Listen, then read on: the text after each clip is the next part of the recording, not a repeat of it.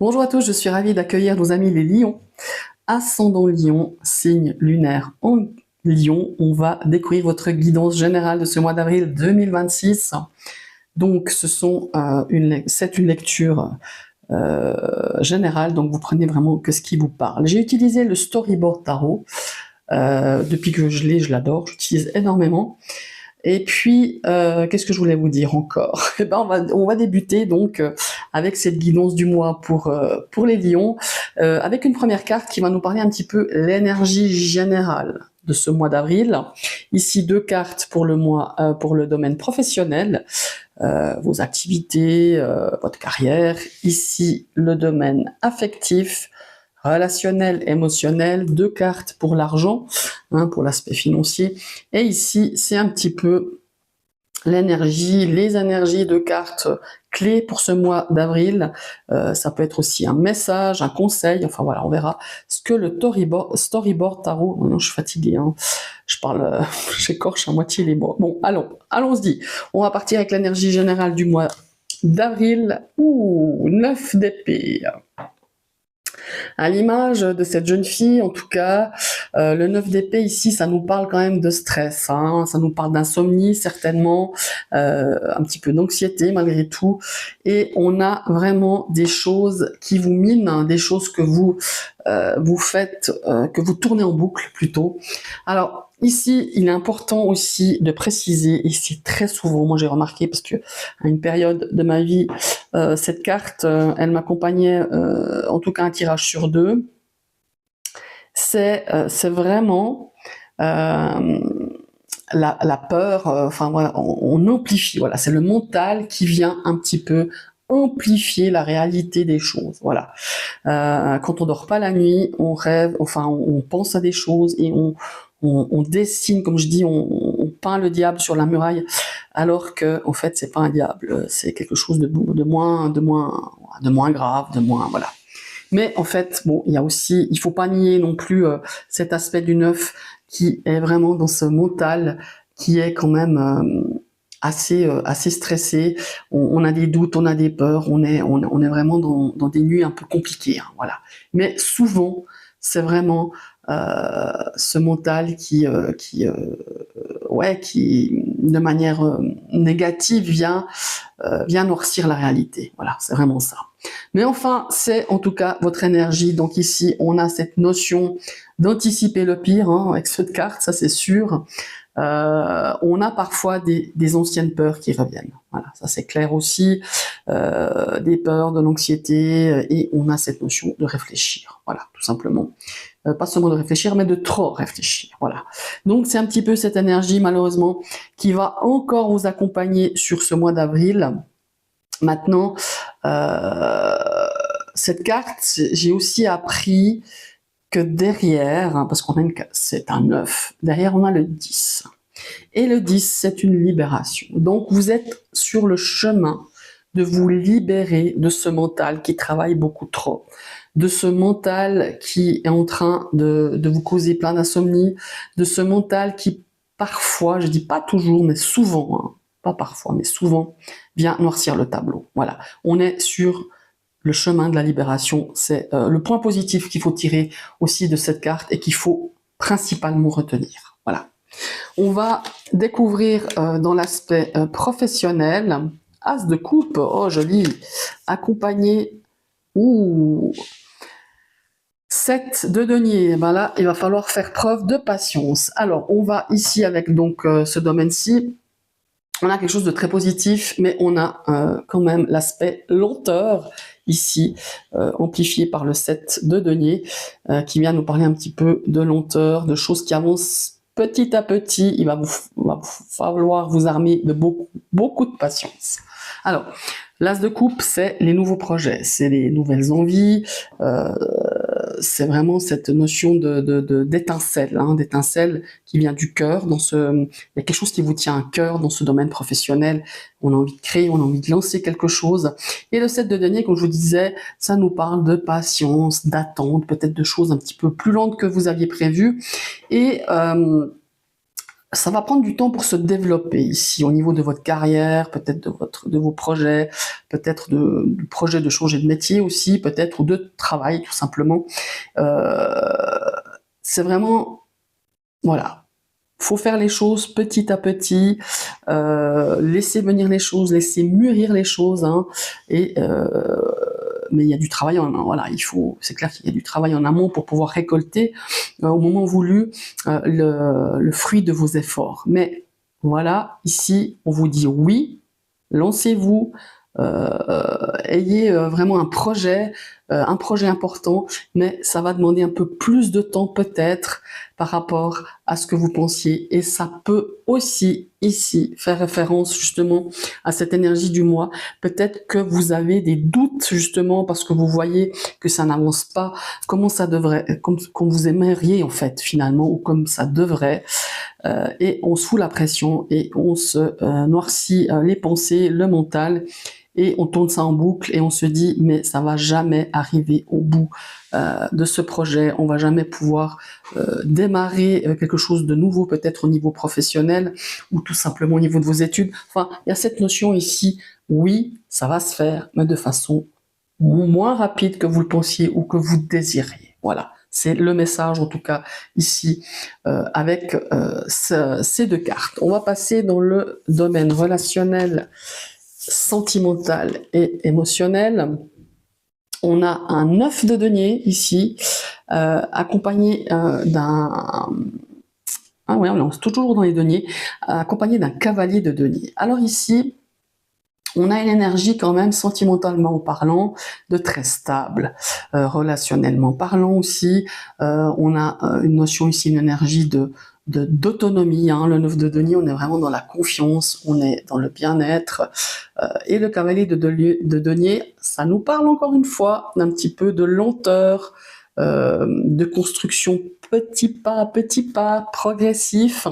Et encore une fois, ça ne m'étonne pas que cette énergie du 9 d'épée est là, parce que on est peut-être dans une relation où on privilégie vraiment la stabilité, ou dans une rencontre naissante où vous trouvez que on pourrait bien passer la deuxième ou la troisième parce que ça n'avance pas tellement, mais en fait on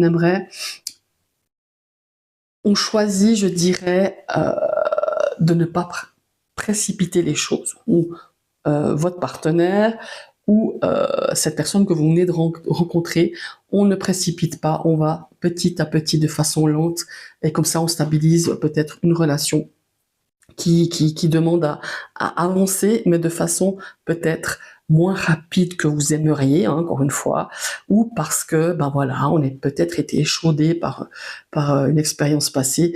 Moi, ce qui me parle aussi, vraiment ce qui me saute aux yeux là, quand j'ai retourné ces cartes, c'est, vous savez, le 9 de denier, c'est vraiment, on n'est pas dans le manque, hein. On est dans le confort, on est dans l'abondance, et ici on n'est plus, vous voyez, on va pas se mettre avec quelqu'un parce qu'on a besoin d'avoir quelqu'un, voilà.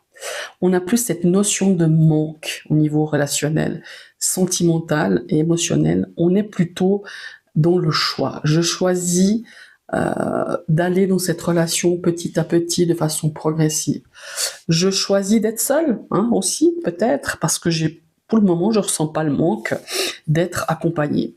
Je choisis de n'être plus dans le manque, mais je choisis la relation amicale ou sentimentale que j'ai besoin maintenant. Vous voyez ce que je veux dire?